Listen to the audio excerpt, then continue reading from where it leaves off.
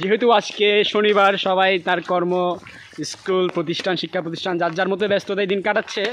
আর আমরা মূলত একটু বেকার ছিলাম আজকে, সে সূত্র ধরে আজকে আমরা আসা রূপসী ঝর্ণা সীতাকুণ্ড এরিয়ার দিকে। তো আমরা যাচ্ছি রূপসী ঝর্ণার উদ্দেশ্যে। পাহাড়ি অঞ্চলের মধ্যে দিয়ে এই রাস্তাগুলোতে আসলে খুবই দারুণ একটা অনুভব পাওয়া যাচ্ছে। মানে অনুভূতি, আসলে আমরা খুব অনুভূতি যাই হোক, আমরা যাচ্ছি রূপসী ঝর্ণার উদ্দেশ্যে। তো দেখতে পাচ্ছেন খুব সুন্দর আঁকাবাঁকা পথ, মনোরম পরিবেশ, সামনে কথা হচ্ছে। বড় ভাই, কী হয়েছে? আসি ভালো।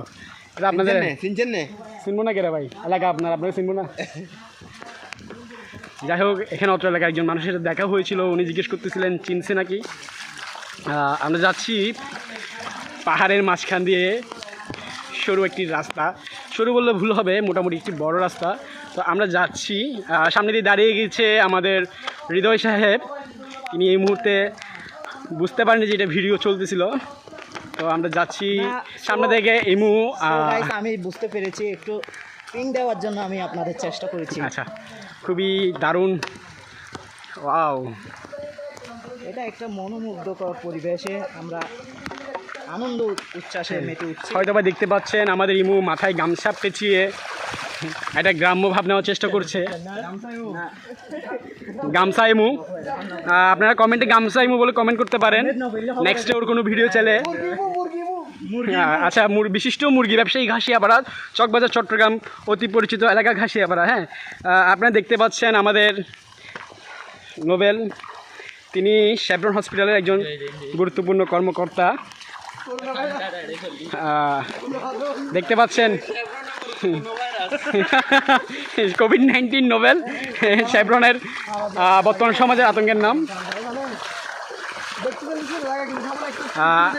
আমাদের টিম স্কোয়াড লিডার কাবজা পার্টির আব্দুল হাক তাদেরকে দেখতে পাচ্ছেন।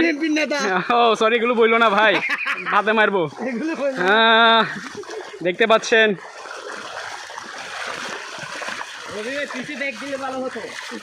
পিছে ব্যাগ দেওয়া সম্ভব না, তোমরা সামনে চলে আসো। আমাদের পিছনে আরো বড় বড় ভাইরা আছে।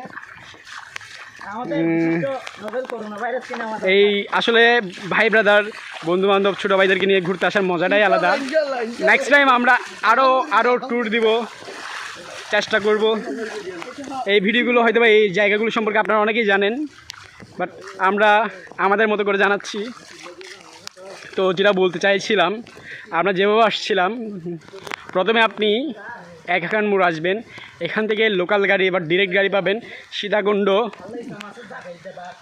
বড় দারোগা হাট, এখানে নামবেন। এখান থেকে নামার পর 2 থেকে 4 মিনিট হাঁটার পর আপনি রূপসী ঝর্ণা যাওয়ার একটি রাস্তা পাবেন। এখান থেকে হাঁটার 10 থেকে 15 মিনিট পথে আপনি পেয়ে যাবেন রূপসী ঝর্ণা। তো এর মাঝে আপনি চাইলে আপনার যাবতীয় কাপড় চোপড় হোক বা ড্রেস টেস করে এখানে রেখে যেতে পারেন যে কোনো একটি দোকানে, এবং দুপুরে খাবার অর্ডার করে যেতে পারবেন, যেহেতু এখানে কোনো খাবার দোকান আপনি পাবেন না।